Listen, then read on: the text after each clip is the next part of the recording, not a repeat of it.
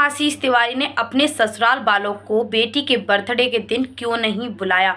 पूरी सच्चाई आज सामने आ चुकी है। सोचा नहीं था कि ऐसा भी होगा इन लोगों के साथ। क्या हुआ है ऑफ कैमरा, पूरा वीडियो लास्ट तक। हेलो फ्रेंड्स, मैं हूँ रेखा और आप सभी के सामने दोबारा से लेके आ गई और रिएक्शन वीडियो। जैसा कि आप सभी लोगों को पता होगा कि लोगों से एक इम्पोर्टेंट टॉपिक के बारे में बात करनी है। जो टॉपिक है, आप लोगों ने देखा होगा, नेहा आशीष तिवारी की बेटी का बर्थडे था। उस बर्थडे में उन्होंने अपने ससुराल वालों को नहीं बुलाया। तो फिर क्यों नहीं बुलाया, ये बहुत बड़ी सच्चाई सामने निकल कर आ रही है सब। और जगत दीदी ने जो है लाइव में आकर बोल दिया है कि मैंने किसी रीज़न की वजह से उनको नहीं बुलाया है। वो रीज़न मैं ऑन कैमरा नहीं रखना चाहती। क्यों भाई, आप क्यों नहीं रखना चाहती ऑन कैमरा? एक बात बताइए, आपकी इंगेजमेंट हुई थी तब आपने अपने सास ससुर को बुलाया था, बल्कि वहाँ पर आपको नहीं बुलाना चाहिए था।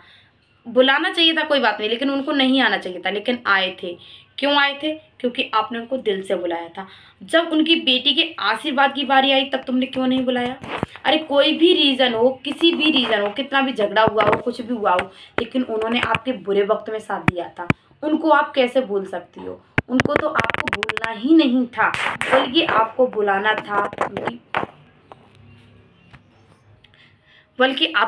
था क्योंकि उनकी बेटी का बर्थडे था, उनकी पोती का बर्थडे था, क्योंकि वो आशीष जी की बेटी थी और आशीष जी के माँ बाप का पूरा हक था अपनी बेटी को आशीर्वाद देने का। तो आपने यहाँ पर बहुत बड़ी गलती कर दी। वैसे आपका ब्लॉग सब कुछ अच्छा लगा, पब्लिक आपको सपोर्ट भी कर रही है। इतनी सब कुछ होने के बावजूद भी, लाख गलती होने के बावजूद भी पब्लिक आपको सिंपैथी दे रही है या फिर सपोर्ट कर रही है, कुछ भी समझ लीजिए। हम भी कहीं ना कहीं आपकी बच्ची के लिए आपके सपोर्ट में आए हैं, क्योंकि कहीं ना कहीं लगा कि आपकी 80% गलती है, वो कहीं ना कहीं हमें भी लगा कि आपकी 20% गलती है, तो 80% गलती लप्पू की है। और कहीं ना कहीं थोड़ी सी गलती सुमित महल की भी है। किसी भी की गलती हो, कुछ भी हो, लेकिन जो हुआ पिछले दिनों में उन सबको भुलाकर आपका, जिस टाइम तुम मौत के मुंह से निकल रही थी, मौत में जा रही थी, आपके मौत के मुंह से निकाल कर आपके ससुराल वाले लेके आए थे, खास तौर से आपकी देवरानी और देवर। लेकिन आपने उस टाइम बोला था कि मैं सबको भूल जाऊंगी, अपनी देवरानी और देवर, अपने ससुराल वालों को नहीं भूलूंगी, क्योंकि उन्होंने मेरा बुरे वक्त में साथ दिया है। फिर आप आज कैसे भूल गई उनको? आपने क्यों नहीं बुलाया उनको? बहुत बड़ा सवाल पब्लिक आपसे खड़ा कर रही है। इस सवाल का जवाब आपको देना पड़ेगा, क्योंकि ये चीज़ें ऑफ कैमरा की बात नहीं है, ये चीज़ें तुमको ऑन कैमरा बतानी पड़ेगी। क्यों? क्योंकि आपके सास ससुर जो है, इतना सब कुछ होने के बावजूद भी आप उनके घर पर गई, आपका मान सम्मान किया, सब कुछ अच्छे से आप उनके घर पर भी रही थी। लेकिन ऐसा क्या हो गया जो कि तुमने ससुराल वालों को नहीं बुलाया? ऐसा क्या बुरा कर दिया? आपकी सासू माँ कितनी भोली हैं, कितनी प्यारी हैं, सास ससुर सब कुछ अच्छे, पूरी फैमिली अच्छी है आपकी, फिर भी ऐसा क्या हो गया जो कि आपने अपनी सास ससुर को नहीं बुलाया? क्या तासी ने उनको याद नहीं किया होगा कि मम्मा अम्मा बाबा को ये बुलाना था? या फिर आपको उस घर से रिश्ता ही नहीं रखना है? अगर आपको उस घर से रिश्ता नहीं रखना है, तोड़ना है, तो आपने उस रिश्ते को दोबारा से जोड़ा क्यों? कब? जब आपकी इंगेजमेंट हुई तब। क्यों जोड़ा आपने उस रिश्ते को, जब आपको रिश्ता ही नहीं रखना था? अगर आपको दूसरी शादी करनी भी है, लाइफ में आगे भी बढ़ना है, तो आपको ससुराल वालों को उसी टाइम भूल जाना चाहिए था जिस टाइम आपकी इंगेजमेंट हुई थी। लेकिन आपने अपनी इंगेजमेंट पर उनको याद किया।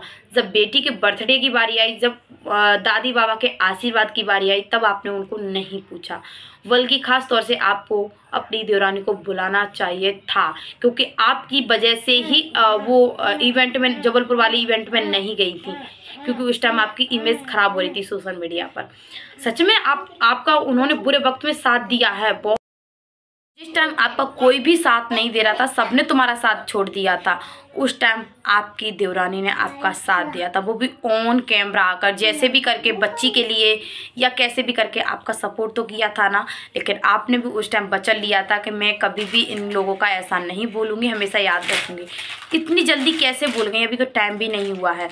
अगर लड़ाई झगड़ा मुझे नहीं लगता हुआ होगा, अगर हुआ भी है तो आपको बताना पड़ेगा ऑन कैमरा ऐसा क्या हुआ क्या नहीं हुआ, क्योंकि पब्लिक आपके ससुराल वालों को दिल से सपोर्ट करती है और आपकी बच्ची को दिल से प्यार करती है।